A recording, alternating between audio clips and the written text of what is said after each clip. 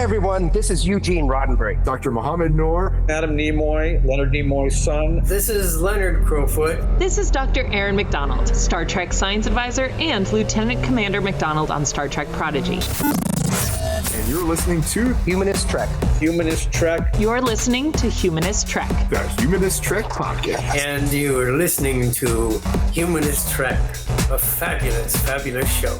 Enjoy. And don't worry, you can do your Temporal Mechanics 101 homework later. It goes beyond trying to help someone with anxiety. I'm sorry, this cat is just pacing and distracting the shit out of you. And as Gunnan said, he doesn't get off my counter. Get down! Sorry. And then she talks to Wesley and says, "Manners, my son. Would you get the shit out of my... I can't do anything with this cat today. What the fuck do you want? What do you want? Your attention, obviously. What do you want? I love you. Go away. If you don't stop... Oh, my God. If you don't stop, Master Barclay will spank you. Master Alley will spank you. Oh, God. Perhaps I could use this as an excuse to go to those far-off planets with little polka-dotted people if necessary, and be able to talk about love, war, nature, God, sex, all those things that go to make up the excitement of the human condition. This is Captain Jean-Luc Picard. Welcome aboard. Jean-Luc Picard to the Starship Enterprise. You want to review your rapid progress? That nonsense is centuries behind us. To the Starship Enterprise. Oh, yeah? That is enough, damn it! Tempo, mon capitan. To the Starship Enterprise. But you can't deny that you're still a dangerous, savage child race. Of the planet Earth. You just don't get it, do you, Jean-Luc? That is the exploration that awaits you. Not mapping stars and studying nebula, but charting the unknown possibilities of existence. Heldor Joy, and welcome to Humanist Trek. It's a comedy Star Trek podcast about the humanism in Star Trek. I'm Sarah Ray. And I'm Allie Ashmead. And this is the last episode before our PanCan event. So this weekend we'll be at the Littleton, Colorado Pancreatic Cancer Action Network event. We are currently at about 31 or 32% of our team goal, depending on which page you look at. I don't know how they're doing their math, but there's still time to donate to help fight pancreatic cancer. So go to humanisttrek.com/pancan26 to do that. I'm looking forward to seeing everybody. Tim and Bruce are going to be there with us. Yeah. You're right. These do run small. That's why I got an extra, I think I got you to get me a large because... I did. I reordered yours, but I really do like the way they came out. I like the way it looks. Me too. I like the way it feels. It's really just it feels yummy. Okay. The only thing I don't like is we need a new print-on-demand provider, and I've got a couple suggestions to look at. But if anybody has any thoughts on their preferred print-on-demand provider, this one was stupid because I tried to personalize these for us. My shirt's fine. My shirt has the is right name on it. Yep, yours is great. Something about the way the order goes into production based on what the file is not when it's uploaded and submitted, but when it goes from submission to production. Anyway, I tried to change the name each time, but I'm Team Tim. My shirt says Tim on the back. Everyone we'll just, when we see each other, we'll be like, "Hi, Tim. Hi, Tim." It'll be Hi, Allie's Tim. and Tim's. Yeah, that's how we'll say hello to each other from now on is hi, Tim. Yeah. Hi, Tim. So I'm proud Team Tim right here. Yes, I should have gotten a size up. And our old print provider was great. They changed the rules and pushed the tax responsibility over to us. Mm-hmm.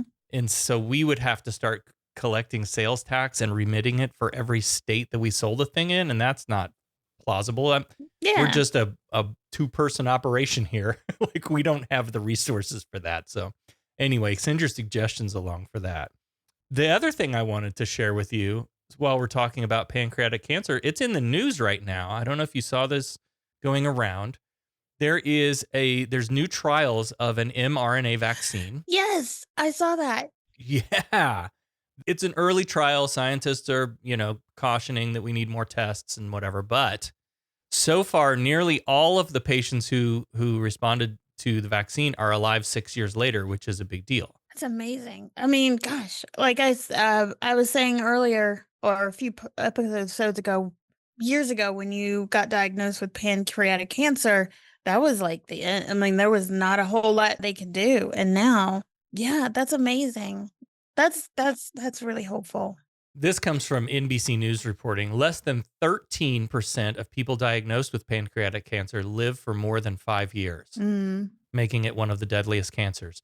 There's no routine screening, like a colonoscopy or a mammogram can do. Yeah. And symptoms typically don't show up until the disease is advanced. Once detected, there's not a lot of options for treatment.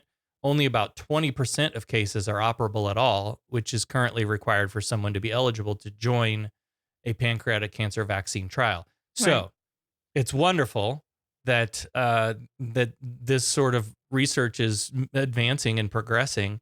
And it's frustrating that in our country, the word mRNA is like, it's a 4-letter word that, oh no, we can't, that's bad. There's been so much misinformation and disinformation in this hateful campaign against science. Yeah. That, you know, this article talks about a patient going to Australia to do this trial because can't do it here. Because right. So join the fight against pancreatic cancer. We're making progress in the science, and you can help support that by supporting our team and the Pancreatic Cancer Action Network at humanisttrek.com/pancan26. And again, we'll be out next weekend. We'll take pictures together and post them for you guys to see. We'll be out in the real world together with real each others. Oh man, it's been a while. And so I will say it's happening all over the country on April 25th. I know the Sci-Fi Sisters are walking in DC. It's all over the country. There's Pancan walks everywhere on Saturday. So like, even if you can't donate to us, donate to somebody else or get out and walk. It's a really great cause. Absolutely. Well, let's dive into not the real world this week in Star Trek The Next Generation, Season 3, Episode 21. Let's all groan together collectively. Hollow Pursuits. Commander, you'll soon be getting an intruder alert. What? Got something, sir. Intruder alert, sir. It's an old-style starship, sir. Constellation class, heading this way under impulse com. Number 1, kindly take charge of our guests until we have time to decide what we're going to do with them. Sir, number 1, keep them out of my way. Deanna Troi, wearing a sexy blue number, walks into 10 Forward, where Guinan is warning a new character called Barclay about overdoing it on the booze because he's trouble, and wherever he goes, trouble follows. And then Geordi comes over and tells Barclay, hey man, you're on duty. You shouldn't be getting shit-faced on the clock. And so Barclay tells him to get fucked and pushes him away. And Geordi does a great Dick Van Dyke roll across the chair. I was going to say. That was good. He only tapped him. Okay. Yeah. Okay. And Geordi just somehow just flies over a chair. And then Deanna is looking on all sexy with her dress. And yeah, that's like turning her on or something. Mm-hmm. Then Riker comes over and tells him this is insubordination, but Barclay just throws back a drink and tells Riker to get fucked too. He gets him in a headlock. I'm like, okay, This isn't real. Nah. He gets Riker in a headlock and he tells him that you're nothing but a pretty mannequin in a fancy uniform, and that he's full of hot air. And if Picard has a problem with him, he can come talk to him himself. Wow. Then Barclay goes over to Deanna and she's like, God, your confidence is so hot. Do me right here on the bar. Definitely not real. Yeah. He gets a call to go to Cargo Bay 5 and he's like, tells Deanna that it'll have to wait. And then he says, safe program. I'm like, okay. What the fuck? Lieutenant Reginald Barclay is played fantastically, I should say, by Dwight Schultz, who's just amazing, and he comes back to Trek again and again. Yeah. Of course, I pity the fool who doesn't know him as Howlin' Mad Murdoch from the A-Team. Yeah.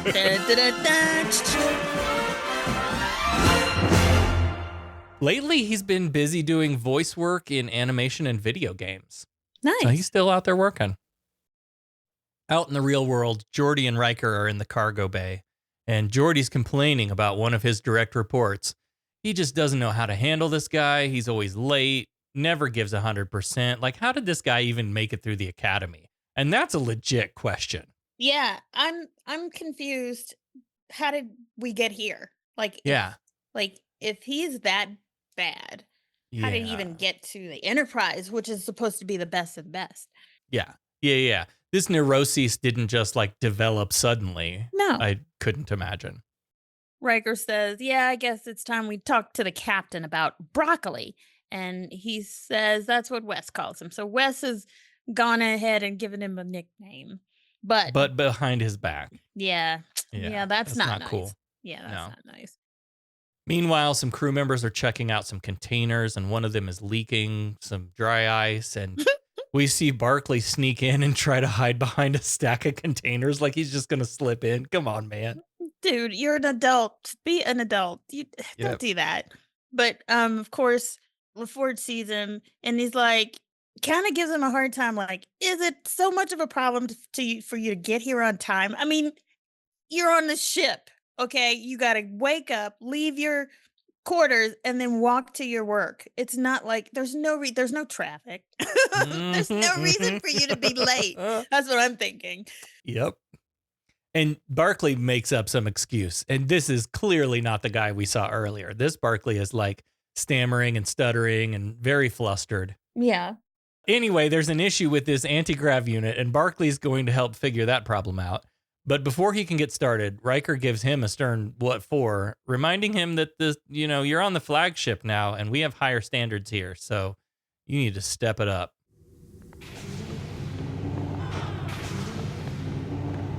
Hey! Is it a problem for you to report to duty on time, Lieutenant? No, sir. I'm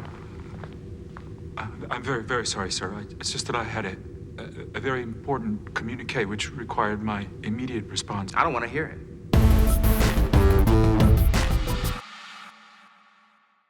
These samples we saw are tissue sample donations from one world in hopes that it'll help them contain an outbreak on another. The Micolax and the Nami 4s. I mean, so yeah, that's we're doing a humanitarian mission this week where I guess they're donating some tissue samples from the Micolax and trying to contain an outbreak of some fever, Corellium fever. Weird. But they're in the cargo bay and Barclay is like, yeah, everything looks fine to me. They're testing that anti-grav unit basically to lift those containers again. It raises up, then it starts to wobble and it falls down and one of the canisters hit the ground. And they don't understand why it's not working. So LaForge calls engineering and asks for more people to help out. And then tells Barclay, don't go anywhere. You need to do your job. We could use your help today. Yeah, Barclay's like, well, I'll take it apart later and see what's going on. It shouldn't do that. I mean, of course it shouldn't do that, but I mean, it shouldn't do that. It's like, okay, dude, like, dude, pull it together. Yes, yeah. But so what does Riker and LaForge do? They go tell Daddy. They go tattle to Picard. So they're in the ready room telling on Barclay. This was so funny to me. I think a lot of this is Geordi just doesn't know how to handle this guy. Like he legitimately is like, I'm the supervisor and I've got this employee and I just don't know what to do with this dude. You don't know how to get through to everybody. Yeah. Like you're a manager. You've been a manager. Yeah. So you have to like, sometimes you just have to adjust to each employee differently. And he just doesn't know how to do that. Yeah. And so Picard's not happy that they have a officer who's not, living up to the reputation of the D. But then also Geordi calls him broccoli again, and Picard is like, that is not acceptable either, you guys. You got to stop that shit right now. Yes. Which I liked. Like, yeah, let's not do that. That is childish bullshit. Let's not do that. It's disrespectful and don't ever let him hear it. I mean, goodness. Picard says Barclay's record is pretty clean. In fact, the captain of his last posting spoke very highly of him. And Riker's like, well, wouldn't you if you were trying to get rid of the guy? Yeah. Yeah. I think that maybe I think that happens a lot. Yeah. Actually. Yeah. But he does talk about like his psychological profile. He has a history of seclusive tendencies, and it's been noted more than once. But he did somehow he chose the Enterprise, or he chose Starfleet, which is all about being around people. I do like this. Picard kind of puts his foot down again and is like, we can't just keep transferring this guy around and making him somebody else's problem. Like, Geordi, you're the supervisor. You got to figure out how to deal with this guy. Yeah. Get to know him. Like, and that is Sarah's number one leadership tip: building relationships. Like, these are people. Get to know the people. Yeah. They're not, we're not just, automatons here pushing buttons, making things work. Like, there's people underneath it, and we have to be people first. And Geordi's like, man, I can't fucking stand to be in the same room with that guy. And you want me to make him my best friend? Yeah, that's exactly what Picard wants you to do. Okay, maybe that's a little further than I would recommend, but like, yeah, get to know the guy. And he says, yeah, put your personal discomfort aside. And that Picard's a good guy. And I think that's a good step in trying to fix this problem. But I think that's good advice. Yeah. So back in the cargo bay, Geordi comes to check on Barclay's progress, and he really does try to give this guy a chance to succeed. Barclay says he hasn't figured it out yet, and Geordi's like, no problem, keep at it. And Barclay says, well, I'm planning to run some diagnostics. And Geordi's like, yeah, that sounds like a good plan. Keep it up, good job, whatever. And Barclay's like, I'll deliver a preliminary report by the end of the day. And Geordi's like, it's cool, man, whenever. Like, he's really going soft on the guy, trying to like give him an opportunity to succeed. Inside, he's like probably dying, but it's probably taking a lot for him to just chill and give him his space and his time to do it. And then he asked him if he can sit in on the briefing tomorrow morning. And he's like, oh, do you need me to prepare something? And he's like, no, just be there at 800 hours. And Barclay says, I'll be on time. Okay. Famous last words. Yeah, we'll hold you to that. Yeah. Time passes and the morning briefing is starting. And guess what? No Barclay to be found. But he does arrive pretty quickly, though. So he's not like he's really that late. Yeah, but it's almost like, I felt like this, like, oh, see, I told you. In my head, I'm like, this is what I expected. He comes in just like a minute late. So Geordi starts in on the mission briefing. This trip to Nami 4 is pretty routine, so they should be able to do some PMs on some systems. Wes is going to be doing some work with him this week, and then he turns to Barclay and says, your preliminary report on that anti-grav unit thing has some interesting things in it. Why don't you share with the class? And that is the biggest fucking anxiety trigger. Oh, man. Like, for serious, if you were going to ask a guy with that kind of anxiety to speak, when he asked earlier, should I prepare anything? You should have said yes. Yeah. Prepare to talk about your preliminary report. And then he could have been prepared. Do not call someone out on Zoom, putting them on the spot. And they always say, well, I hate to put you on the spot. And this happens to me all the time. And I'm sorry to put you on the spot, Allie, but blah, blah, blah, blah. And yeah. Yeah, not cool. Not cool. And then Barclay starts explaining and sharing his research notes, and Wes keeps interrupting, like correcting him. And he suggests, like, well, you should try checking the flow capacitor. And that just makes Barclay feel even worse. Now there's a teenager telling me how to do my job. Jesus. Yeah. And of course, Wesley doesn't know what LaForge is trying to do, so he's just being his smart ass know-it-all self. Like, well, this is how he always is with everyone. The team. Yeah. Yes. He is historically has been welcomed because, Wesley knows what he's talking about and he's got good ideas. But this time Geordi's like, yeah, you're right. But also, Wes, we need to consider the possibility that, maybe it's this, Yeah. But again, Wes is just going about his normal day. Didn't know he had to make special allowances for anyone. Later in Troy's office, Barclay is having some therapy about this meeting earlier. And he tells her, he's like, I didn't know what to say. And she's like, well, what would you have liked to say? And he says, I wanted to tell that 17-year-old little dipshit to go pound sand. I knew about the flux capacitor, which is a nod to my favorite movie series, Back to the Future. And here I am thinking, oh, good, he's gone and gotten help. You know what? He's doing, what he should be doing is when you have a trouble, you go talk to Counselor Troy. Wrong. Yeah. She's asking, why are you so hard on yourself? And he just says, it's hard out there. It's hard out there for a pimp. And she's like, well, you're here now, so let me help you relax. And she starts massaging his shoulders. And I'm like, wait a minute. Hold up a second. And they're just being a little more touchy-feely than a counselor and patient should be. He's like, "Ooh, I like that." And she's like, "I knew you would." And then they're kissing. And I'm like, God damn it again. Yep. He says, "That's nice, but I'm in the mood for some place a little more unusual." And then he tells the computer to change to program 15. And next thing you know, they're in a forest. And Troy's sexy dress has changed. She's wearing a different sexy dress now. And Holo Troy declares herself the goddess of empathy and tells Barclay to cast off his inhibitions and embrace love, truth, and joy. And he goes to her and they kiss again. Yeah. I mean, I have a huge problem with this. And it goes beyond helping someone with anxiety. I just feel like, and I get, can't deal with the real world, but I think this is kind of wrong. Yeah. Riker brings up a valid point here later. Yeah. We can talk about that again. Yeah, I just feel, this makes me feel icky, but whatever. Yep.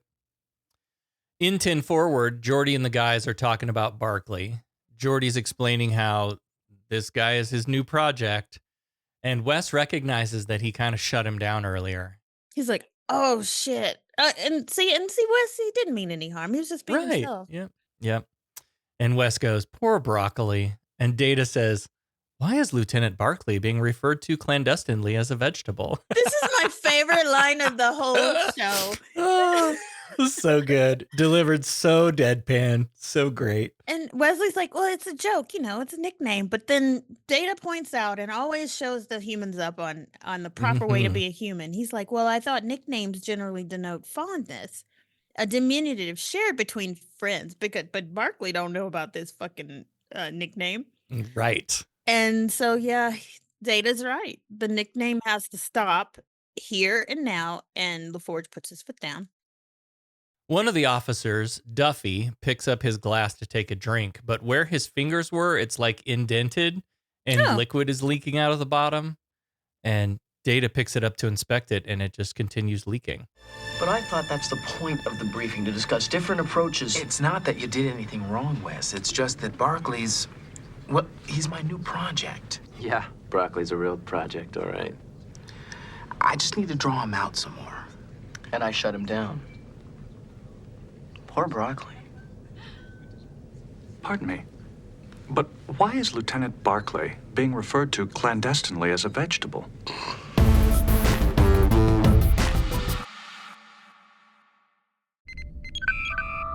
Attention Starfleet personnel. Are you tired of endless duty rosters and warp core recalibrations?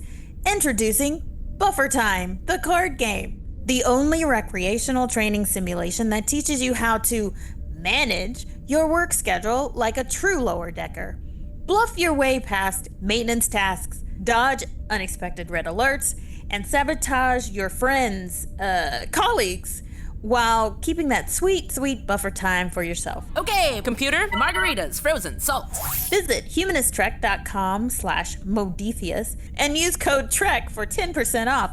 Remember, Starfleet Command neither confirms or denies the existence of buffer time. Simulation not recognized as an official Starfleet training program. Card shuffling speed may vary by species. Aw, Tendy, look at us. Lower decks, breaching protocol together. Friendship. Later in engineering, Data and Geordi are inspecting this glass from the bar. The structure of the glass has been altered at the atomic level, but they rule out an issue with the replicator. Geordi doesn't detect any radiation or chemical residue that might explain it, and Data suggests that the most likely explanation is that the glass came in contact with an unshielded power source. Of course, that means going through all the systems with a fine-tooth comb, all 4,000 power systems. And Geordi's like, I got just the guy for this project. Barclay. He's like, hey, you busy? I got a mystery for you. And so somehow the molecular structure of this cup from 10 forward has been altered, and I need you to figure out what's going on. Run a check through the power systems to see if there's a leak that causes. And Barclay's like, hey, I was going to do that. And he was like, you were? And he's like, yeah, he was also working on the anti-grav issue. And that's what he was going to do to try to determine what's going on with the anti-grav system. And now Data thinks maybe those two events might be related somehow. Yes, and he voices that. Keep that in mind because Data voices that these two incidents could be related. Some time passes, and Geordi, Data, and Barclay are up on the bridge explaining the cup situation to Riker. And I love this. Data gives Barclay credit for initially connecting the two incidents. See, he straight up lied. But that's not like Data. Data told a straight up lie. He's like, yes, he's like lifting Barclay up in front of Picard. And he's like, it was Lieutenant Barclay who first suggested a link between the two incidents. He straight up lied. That's a lie. Picard joins the chat and asks if the power system diagnostics will affect their available power. And Barclay says they'll do it a few systems at a time, not all at once. So there shouldn't be any issues. And then Picard's like, sounds great. Look forward to reading your report, Mr. Broccoli. Oh, oops. My God. It makes me wonder, when people are talking about you, you kind of know it and you somehow hear about it. So I wonder if he already knew about the nickname. Right, the nickname. And then it's just Freudian slip from Picard. Ugh. And Picard turns like white as a sheet. And Barclay, sorry, Mr. Barclay. And then Barclay excuses himself, and then Data comes up with like, metathesis is the most common of pronunciation errors, a reversal of vowel and consonant, bark to brock, and then he stops himself. Like he's trying to make Picard feel better or something. Yeah, he stops himself and suddenly becomes interested in something on the control panel. In 10 forward, Geordi's asking Guinan about Barclay, and can I just say, I love Guinan's costume this week. Yes. The yellow? I think so far we've only seen her in dark colors, and this week it's like a bright orange. Yeah, in my quest, I love it. In my quest to find one of my goals is to make a Guinan costume. I've got a page where it has all of her different costumes. Nice. It just screenshots of the episodes that she's been in with the different costumes, and whenever she's in gold, it's always gorgeous. She's got several different ones, but this one is fun. And I will say, why is it so hard to find a Guinan costume when I can do a search on Cosmart or whatever and find everybody else's costume? Anybody, yep, except her, except hers. It's just non-existent. But anyway, that's my rant. I love Guinan here. Yeah. She always gives good advice. And yeah, if you don't know what to do about people and relationships, she's the person to go to. She tells Geordi, she's like, yeah, I know him. He comes in, he doesn't say anything, and he orders a warm milk. And of course, Geordi's about to rag him for that. And she's like, warm milk helps you sleep, What does this have to do with Barclay? And he's just trying to figure him out. He needs some help. As Guinan said, he doesn't talk much. He doesn't seem to have any friends that she's seen. Before, she's like, what do you do with a guy like that? She's like, you just give him his milk and let him be. She says he's imaginative. And when Geordi's like, well, how do you know that? She says, I just know. Hang on. Does she know about this holodeck Pornhub fantasy stuff? Oh, well, and if she? So, yeah, like how much does she know? Yeah, imaginative is one thing, but I don't know what you call this. This is stepping over the line. But and how does she know that? Because she said he doesn't say anything. Is this something else about her species that we don't know? Right. Like she can sense that in him or something? I don't know. It's never explained. But yeah, Guinan does what she does best. She tells Geordi about her uncle, who was the family misfit. And everybody told her to stay away from him, but of course she didn't. And he turned out to be just fucking hilarious, but nobody ever really got to know him. And I love this. She says the idea of fitting in just repels her. I agree. Man, I say that all the time. Normal is overrated. No, you there's know, no like, such thing as normal. Normal is Yep. boring. Yeah, I Yep. agree. And I don't want to fit in. And maybe this is where I learned it. You know, I think about a lot of Star Trek fans and how nerdy and weird we can be. yeah. And like this is a way of saying to Star Trek fans, like, you know, it's okay to not be normal. It's okay to not fit in. Yeah. In fact, here's the coolest character on the show embracing it. Yeah. Yeah. Like, she is the coolest character. And Yeah. the thing is, she don't give a shit. Yeah. I love it. Geordi's like, you're not listening, man. Nobody wants to be around this guy. And she's like, well, if I felt like nobody wanted to be around me, I'd probably be super nervous and show up late for work too. Get it? Got it? Good.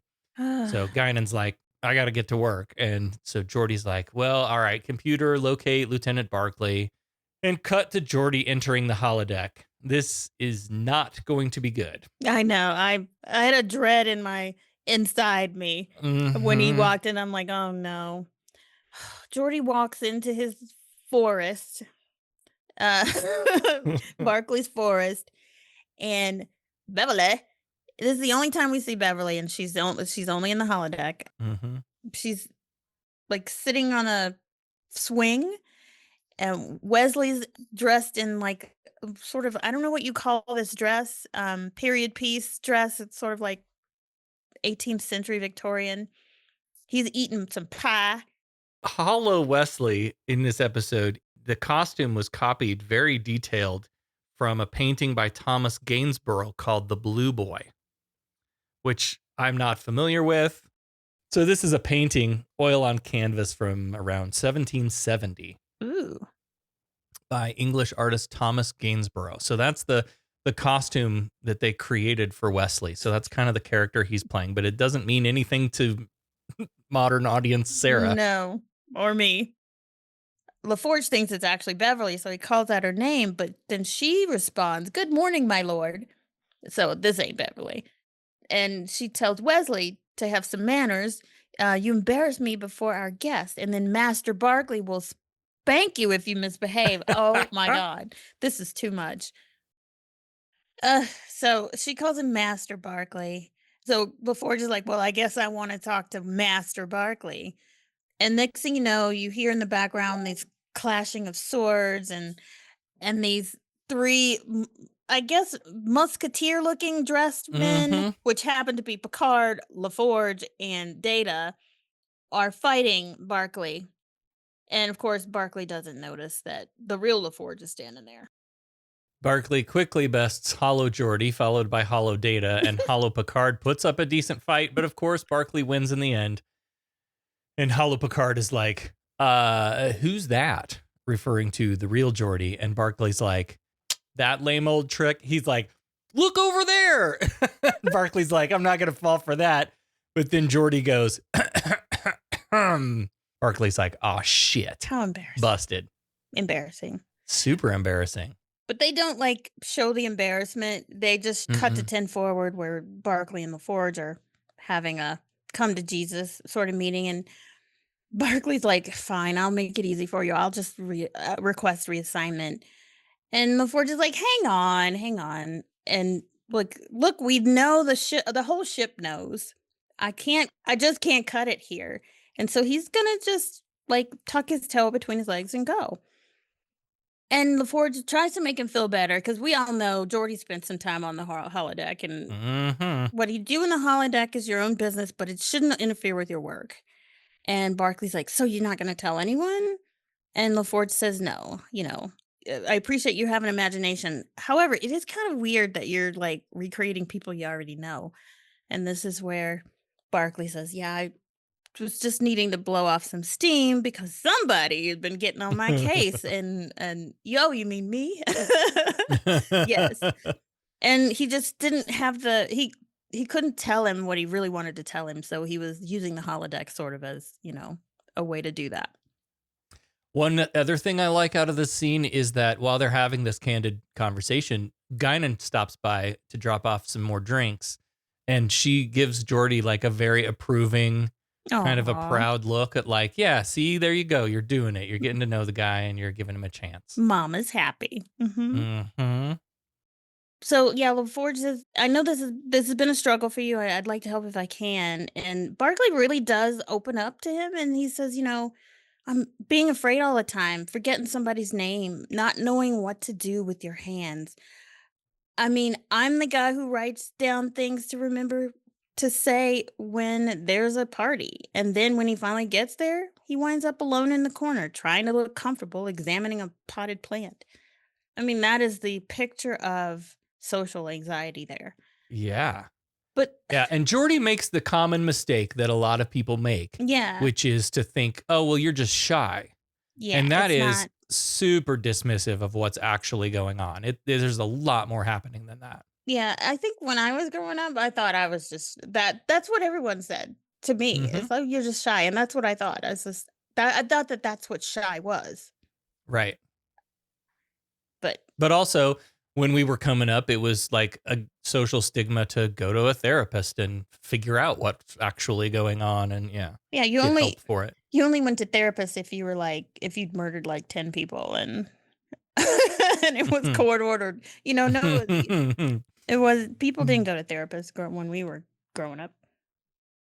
Geordi gets called away to the transporter room, but he doubles down on his go see the counselor idea. And Reg is just like, no way. I couldn't do that because, hello, we know what he's done with Hollow Troy. Yep. But LaForge says, as your commanding officer, I'm telling you to fucking go see Troy. Yeah, he court ordered therapy. Yeah. Yeah. He did. In the transporter room, another mystery presents itself. O'Brien beams a test cylinder from one side of the pad to the other and back again, and it ends up like melted in pieces and smoking. So now we have another mystery on our hands. Will your investigation affect our available power during the mission? No, sir.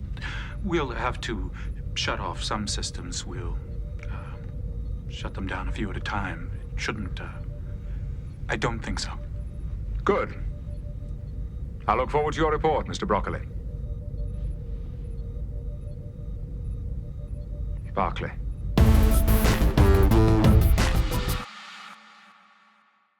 This time we get a log from Geordi that they basically still can't find the issue of the malfunction, and Transporter 3 is the latest casualty.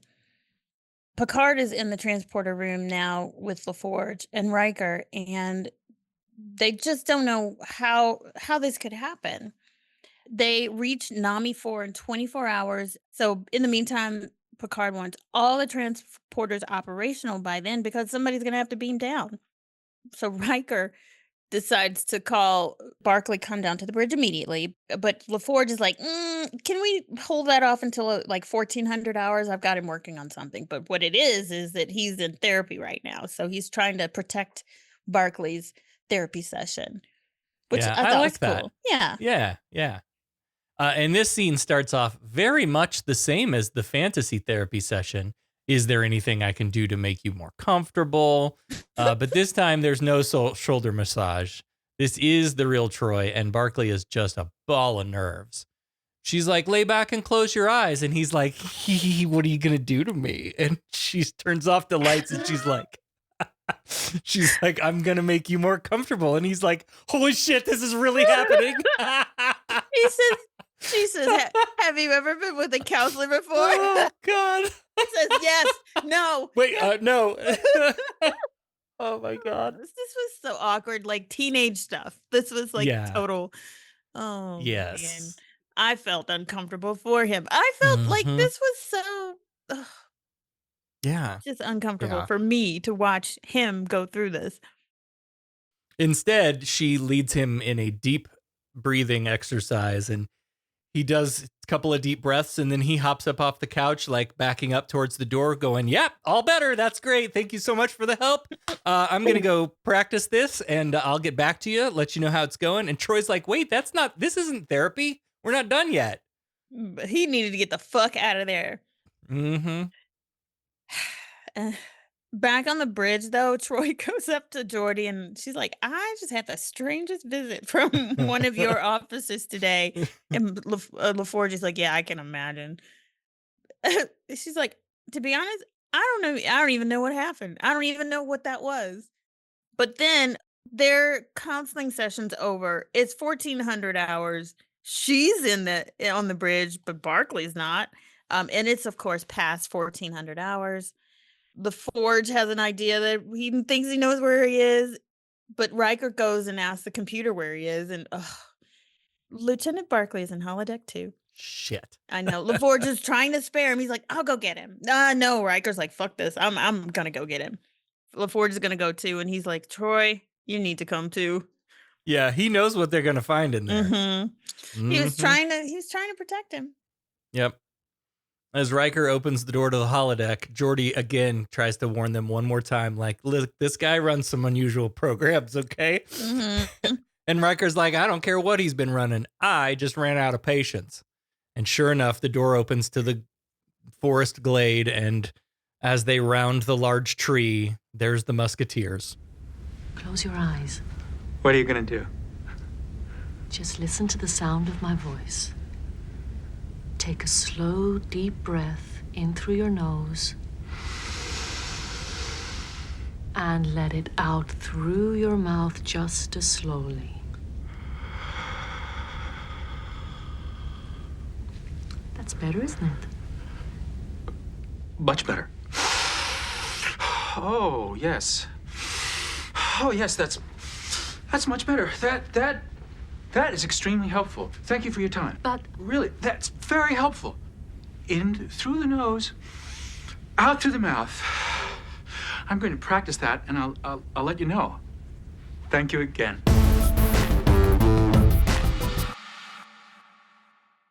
Riker is rip shit about Barclay recreating the crew on the holodeck.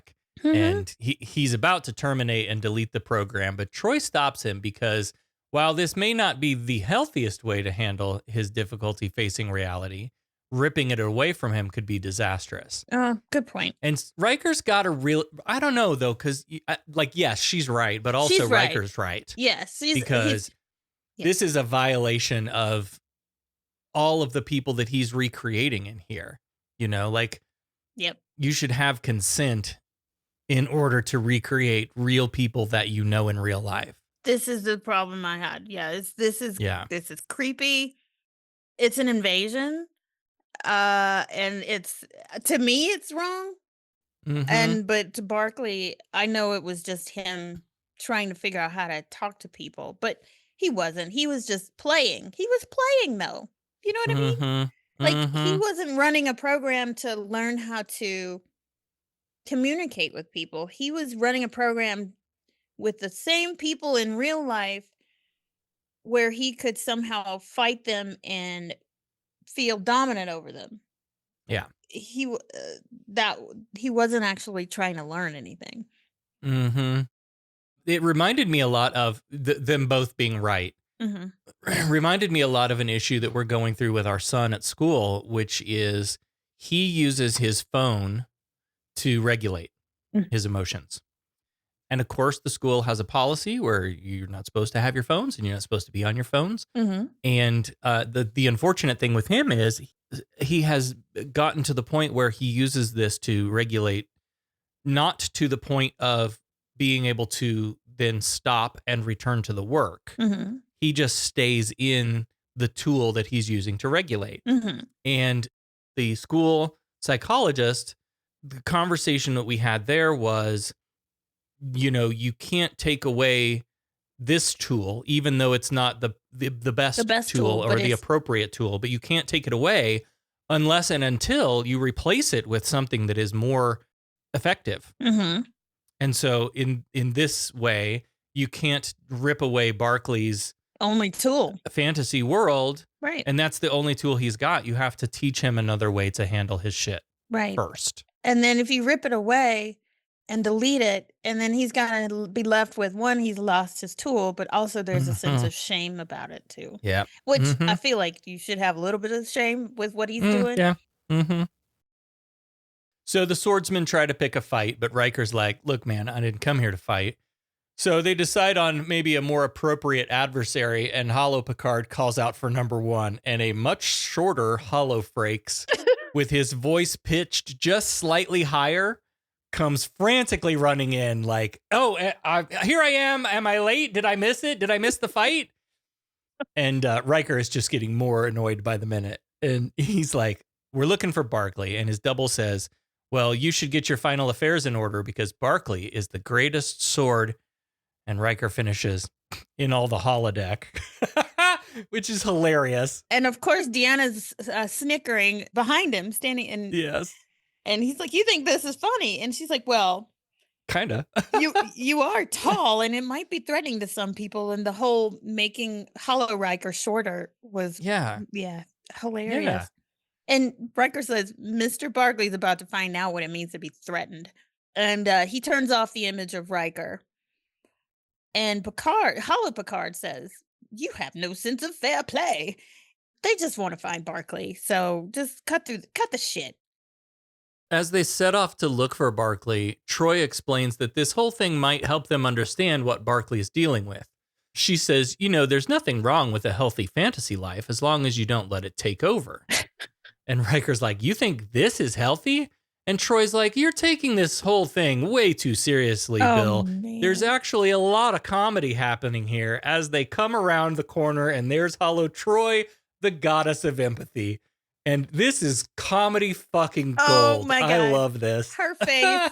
She's horrified. I love it.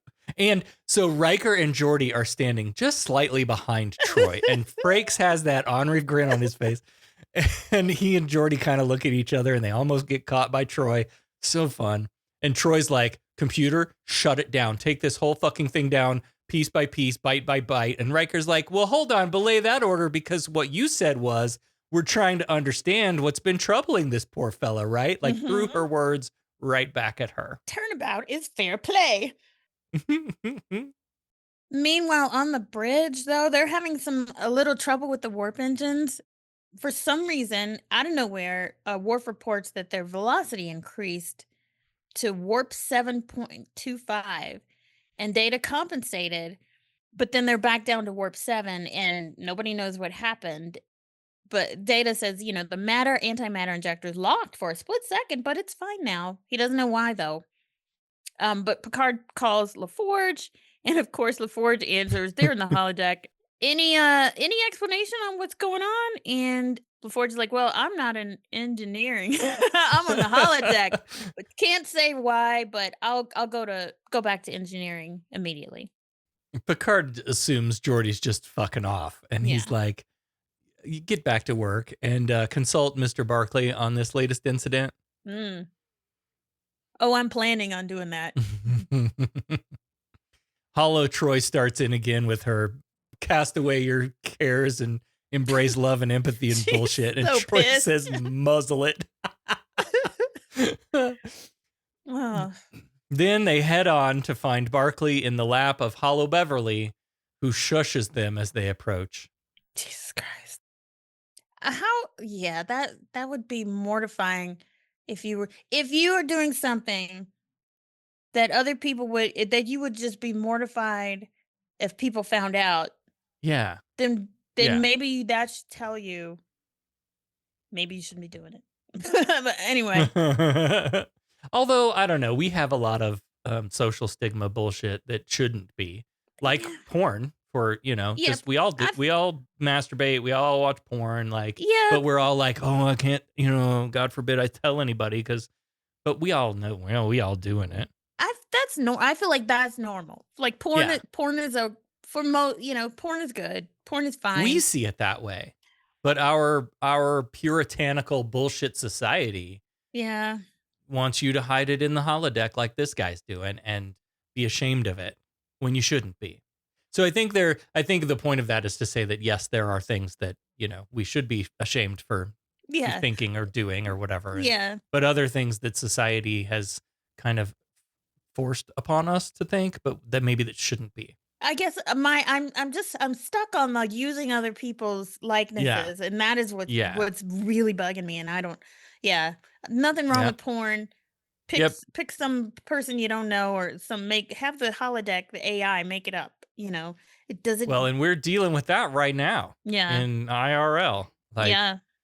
Yeah, you can take a fucking celebrity and say, make it do this. I mean, it's not porn, but my daughter sent me a stupid video made by AI that a friend shared with her, and it's hilarious, but it's Trump like topless, and he's using plungers to play a Christmas song on his fat tits. And her comment was, "This is why we shouldn't use AI, children." And she's right. But also, like, there you go. You're using someone in real life and making them do things like we should feel some type of way about that. Yeah, that's an invasion of privacy, and it's something even else. Though it's Trump. Well, yeah. but if you okay it for one person, then you can't. It's not okay for anybody. Yep. Yeah. Anyway, they exit the holodeck, and Troy's like, "Well, Mr. Barclay, we sure have a lot to talk about," and it is really like kind of walking in and catching somebody jerking off, but even crazier, they made a hollow version of you, and your hollow version is jerking them off. I'd be pissed. Yeah.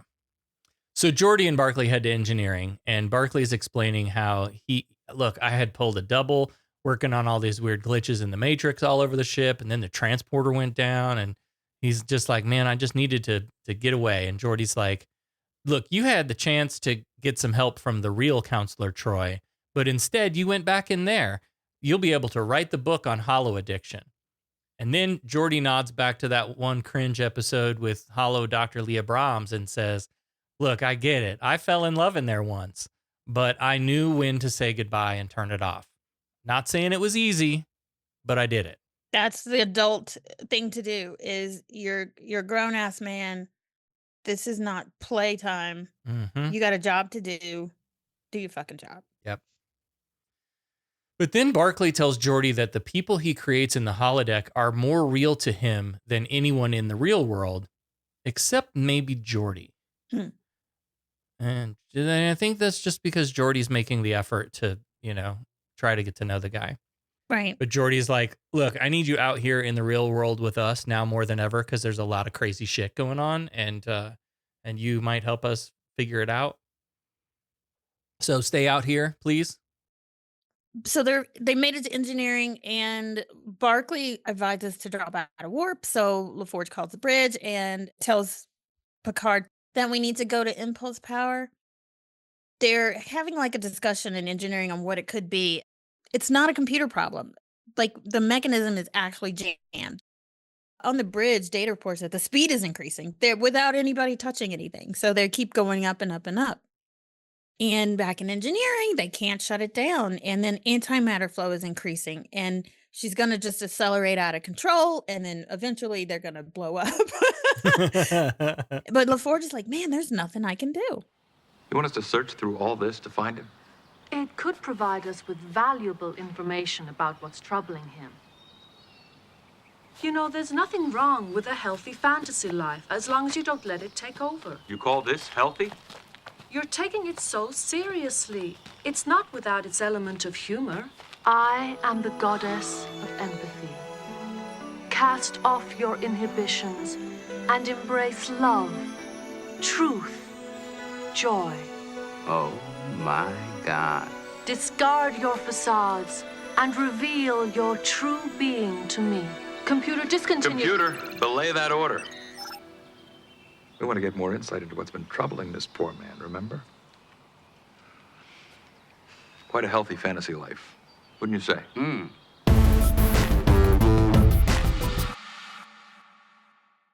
As they approach warp 9, Data estimates 14 minutes, 45 seconds to structural failure based on the present rate of acceleration. So the injectors, the antimatter injectors are jammed physically. Mm-hmm. So it's like the drip is open and they just keep increasing speed. And the top engineering officers, plus Barclay, have gathered around the Pac-Man table to figure this out. You even doing it. I mean, Wesley's there, and I included him in the top engineering officers. Anyway, they're all throwing out ideas and ruling things out, and Barclay is stammering out answers as usual. So the injectors froze, the anti-grav unit went down, the transporter malfunctioned, and a melty glass. What do these things have in common?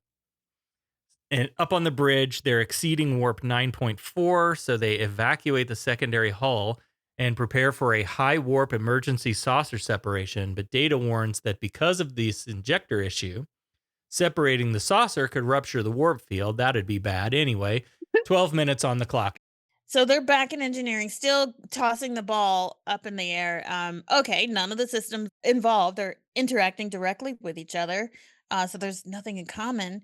But there's got to be some sort of connection. So Barclay actually has a good idea. He's like, what if one of us is the connection? If we're looking for a systemic explanation and there isn't one, we work with all the systems that are affected. What if we're transmitting something ourselves by touching it? Like, like a virus. And you don't wash your hands. And then Barclay's like, if it were something we couldn't scan, maybe something we can't see, something you might have passed it to the injectors when you were realigning the magnetic capacitors. Wes does that thing again where he jumps in and he's like trying to rule out something that Barclay suggested. When Barclay's like, well, maybe we're transmitting something, by touch or whatever. And Wes is like, no, but the computer would have picked up anything dangerous. Mm-hmm. And last time that happened, Barclay kind of shut down. Yeah. But this time Barclay keeps going, and that starts making the connections. Duffy and Costa were realigning the injectors, and it was Duffy's glass that melted, and both of them were in the cargo bay when the anti-grav unit failed, and so was O'Brien, and that connects us to the transporter system. That's right. I forgot about O'Brien. So here we go. And the computer lists 15,525 known substances that could not be detected by standard scans. Oh, fuck. Only 532 of those could exist in an oxygen atmosphere, and of those, only 5 could alter the molecular structure of glass. So they pull up these 5 substances on screen and start ruling them out. Allie, you want to take a run at this technobabble? the 5 substances? Jackmanite. Selgnanium.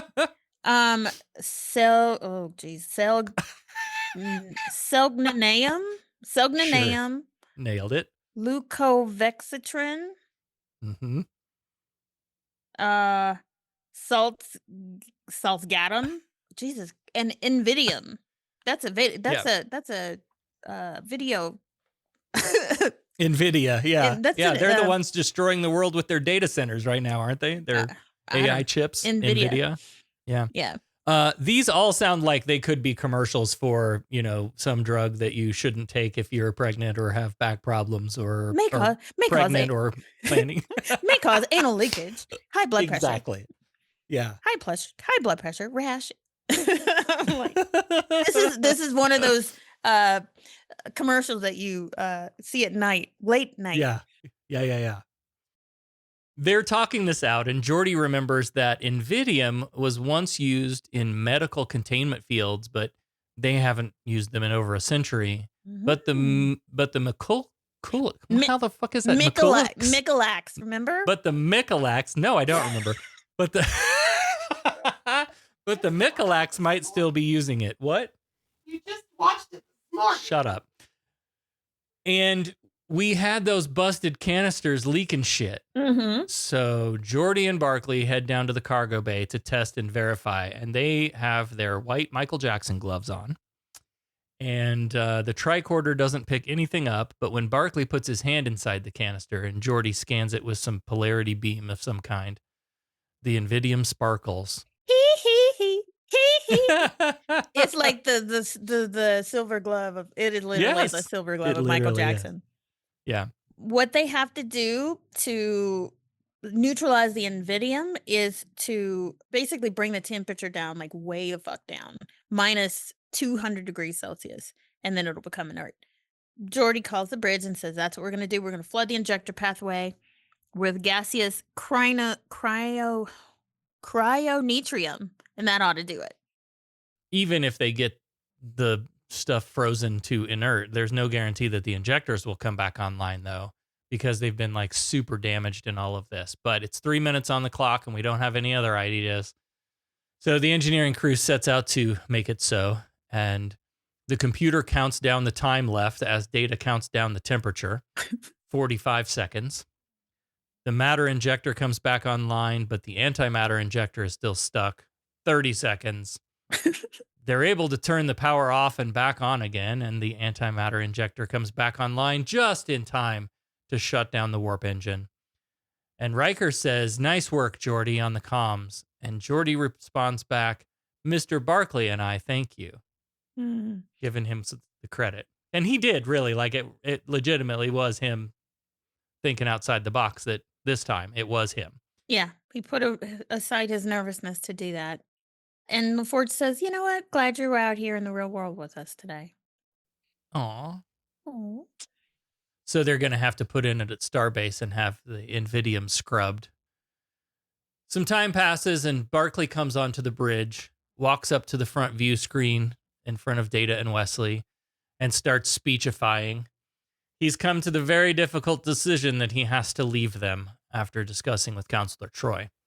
He just wanted to come up here and thank them for their support. And Geordi says, "Well, you'll always be welcome here, Reg." And Barclay says, "I know, that's why it's so difficult to leave." And Picard says, "It was a pleasure to serve with you, Barclay." And I'm like, okay. Yeah. Yeah, wait a minute. Yeah. Troy wishes Reg good luck, and then Barclay says it's been fun, and he says, "In program." This The man. bridge and the crew disappear.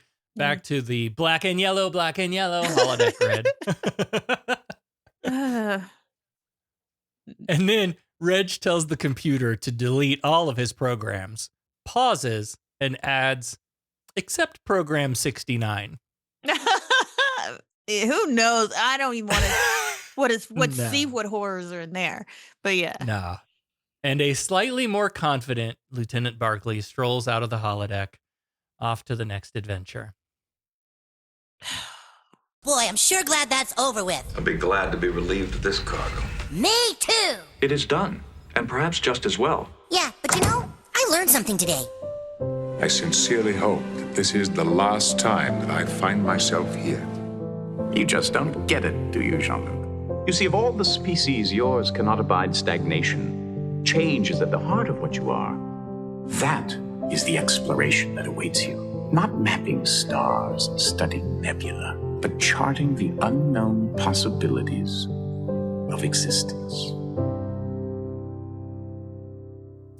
This episode was all about fantasy versus reality, of course, but what I find interesting again and again is how prophetic Star Trek often is. Mm-hmm. The technology we have today was just a dream in 1990, and yet the reality of humans coping with their real life struggles by using fantasy escapism is really kind of timeless. I mean, theater, radio, television, we've used forms of entertainment to escape for forever. But I think the difference is that more and more we are creating escapes that don't end. Right. And you don't have to. Yeah. You can stay in that life or whatever. Yeah. And that's what's the dangerous part. Yeah. Yep. Yeah, the theater play starts and ends, and we leave the theater back into the real world.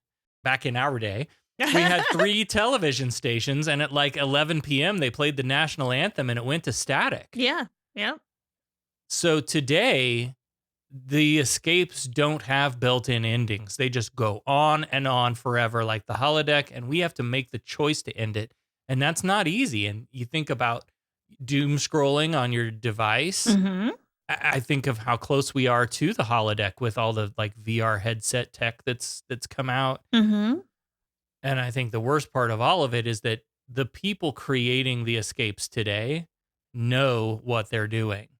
The algorithms in the social media are designed to keep your eyes on it and keep you scrolling and seeing ads. And I was going to say, who benefits from you staying in there? And it's someone, it's a monetary benefit. Yes. And so whenever there's a monetary gain, out goes the actual care for the individual. You can binge television shows on streaming platforms whenever you want, episode after episode with almost no end. Mm-hmm. And like you said, capitalism is killing us. And it'll only get worse. As long as capitalism is the driver of those industries, it will only get worse. Yeah. Because it's not about helping you recover from whatever you're dealing with in the real world. That's why you go to therapy. Yeah. These are literally capitalist tools to make somebody else money. Escape. Right. We know you've got a problem.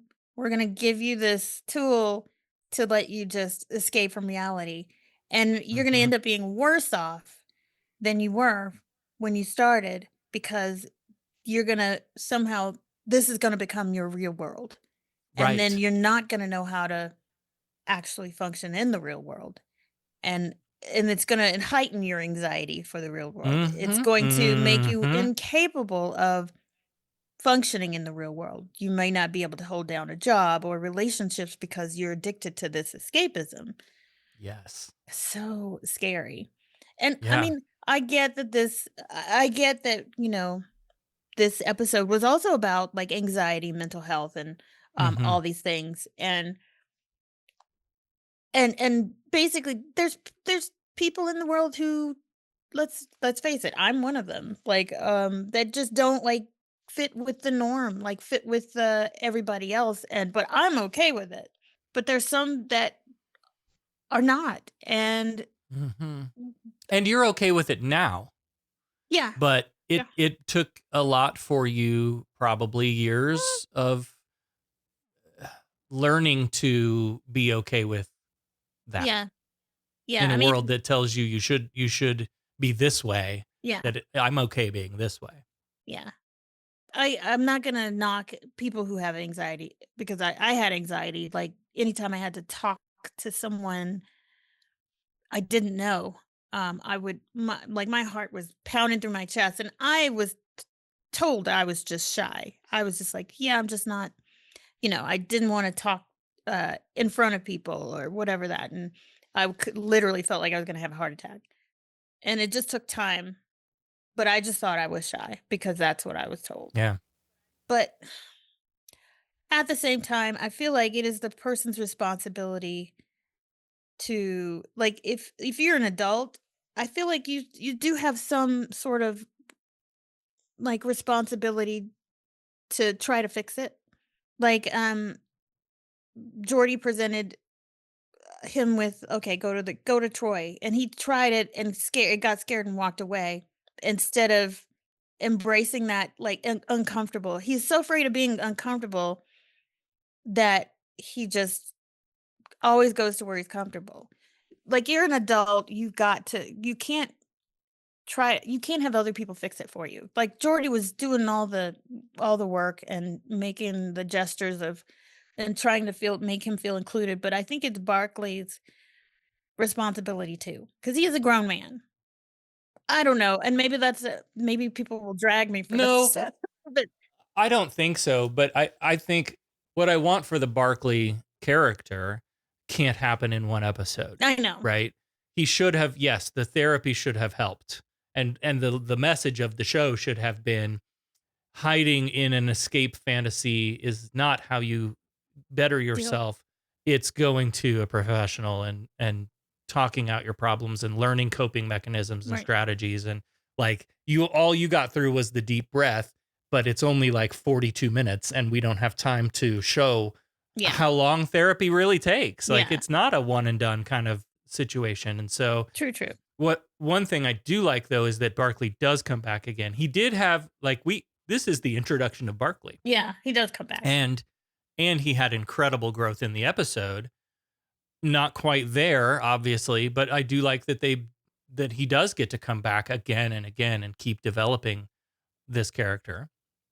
So there is that. There's more to look forward to. Like, right, he's going to keep working on himself. This isn't just the end where he's just always going to be this guy that escapes to solve his problems. Yeah. We're going to take another swing at it later. Yeah, I mean, I get that, because his character was said to be brilliant. Like he's capable of doing his job and doing it really well.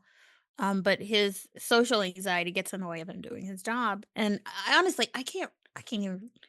All I remember from the other episodes that he's in is when this was out, like growing up, I did not look forward to these episodes at all, and he just bugged me so much. And I think it's just because I wanted to scream at him. Can't you see what you're doing? You know what I mean? Like, I was Right. young. I didn't know. Sure. Like, all I knew was I didn't have therapy.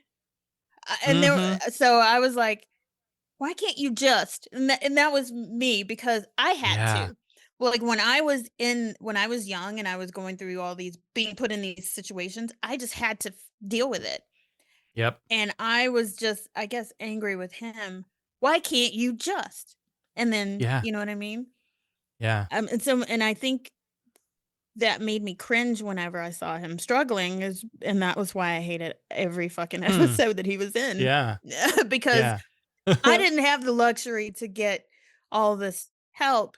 I just had to deal with it. I just had to get through it. And now pretty much nothing bothers me. Occasionally, but I think for me, what I take away is I don't want that for anyone. right. I don't want anyone to have to just figure it out. Yeah. I want you to have some tools and resources and, and here we go again. Capitalism is killing us. Therapy is great, but there's a copay if you even have insurance. Yeah. And if you don't, good fucking luck. Yeah. Where in, Sarah's utopia, anyone would be able to walk into a provider's office and say, I need help, and get it without consideration of your ability to pay, your citizenship status, your employment status. I don't give a shit about any of that. If we truly want to heal as people, then we have to be able to access that kind of stuff freely. Yes. And sadly, you have to be able to trust the counselors that you go to. Yep. Oh, and you have to go to 14 before you find a good one. And also, they're people too. And so sometimes they have agendas. Mhm. Like if Mhm. if you're non-religious, maybe you want a non-religious counselor. Right. Because whatever the religious person might tell you is not going to be what you need to hear, or Yep. they're not going to give you the tools that are right for you. Or, if you have a counselor that, again, has an agenda, doesn't agree with your lifestyle or whatever, like maybe you're not LGBTQ plus, you can't trust everyone. That's the thing that is hard these days. Is Right. like you can't just trust anybody off the street because everybody's got an agenda. Yep. Yeah. Ugh, So then you compound that with the fact that you have to pay a copay every time you go. So if I have to go through 14 different counselors to try to find one that fits well with me, I have to pay each one of those along the way. Yeah. It's just absurdly impossible for people to access right now. Yeah. The final thought I had was about Geordi.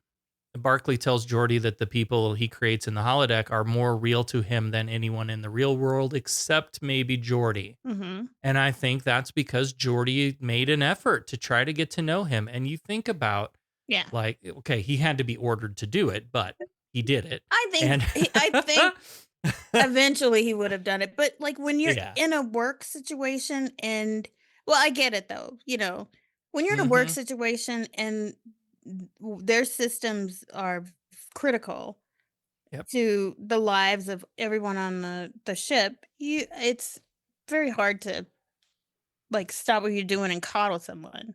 Mm-hmm. I mean that's awful. Yes, I'm true. I'm such a bitch. I'm so sorry. You woke up on the bitch side of the bed I today. mean, I'm so mad at Barclay. He just gets on my goddamn nerves. I'm sorry, Barclay. Sorry, Barclay. But what it taught me, I think, is like some people just need somebody to make an effort, to make a connection. Yeah. A little bit of effort on our part. It's easy to go, oh, that weirdo. I know. And ostracize them and be part of that distancing and part of the problem, I guess. Yeah. And it's a lot harder to kind of put your shit aside and go, okay, I'm going to go talk to this guy and I'm going to try. Yeah. That's not easy. Honestly, in real life, I am very nice. Honestly, in real life, I'm the person that like finds someone in the room that's feeling that is in the corner staring at the You're potted looking plant. for the potted plant, right? Yeah. I'm going to go up to them and be nice and try to draw them out because I was once that person. Right. In the corner.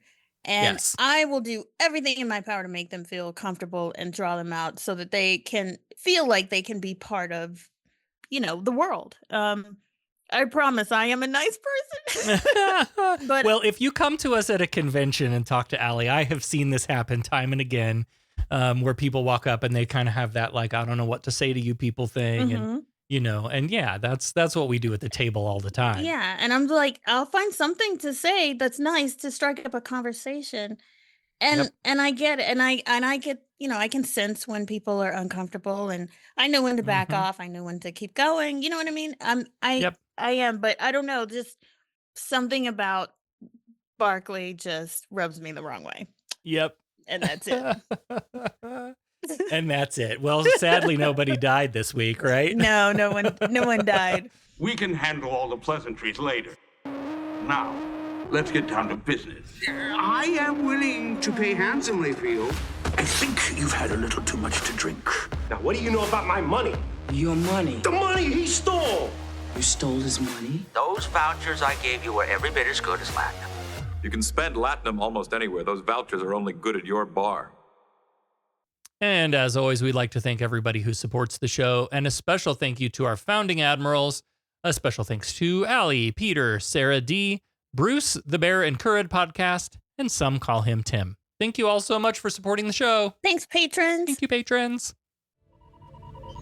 Captain, Starfleet Academy is requesting an update on our estimated arrival. Finalists, please take your seats. I must admit you have a very fast mind. Once I realized it was a trick question, there was only one answer. Although only one student will be chosen for the Academy, any of you could easily qualify. Candidates, good luck. You got called to the superintendent's office. It's a story I'd like to hear.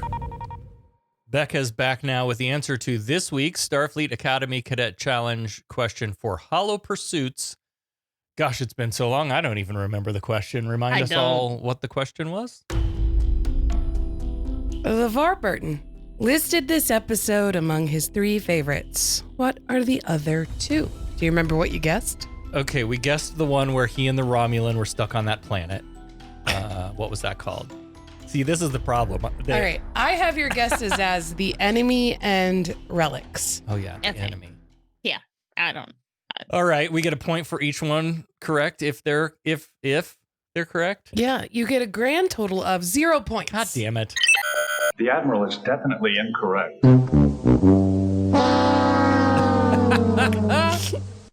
All right, so what's the right answer? His other 2 favorites were Elementary Dear Data. And Ship in a Bottle. Ship in a Bottle. What's that? My God, Allie, don't you know? Didn't you build ships in bottles when you were a boy? Yeah, I completely forgot how. What am I thinking? I know there's so many episodes. I was thinking like we're almost to the end of this season, and we could go back and review the list of titles for this season, and I'd be like, man, I don't remember that. No, yeah. What was that about? Yeah. All right, fine. Next time on Humanist Trek, we'll discuss Star Trek The Next Generation, Season 3, Episode 22, The Most Toys. The crew leaves Data for dead when his shuttlecraft explodes during a dangerous mission. That's not what actually happens, though. He's actually taken prisoner by this collector of things and put on that ship with all the different collections, you remember that guy? A zoo? More like, yeah. Yeah, it's another Cage, whatever kind of episode. Yeah. All right, what's our question for The Most Toys? In this episode, Geordi returns a red book to Captain Picard. Captain reads a brief quote from the book. "He was a man, take him for all in all. I shall not look upon his like again." The book is a copy of the collected works of William Shakespeare. But what play is the quote from? Fuck if I know. Hamlet, William the...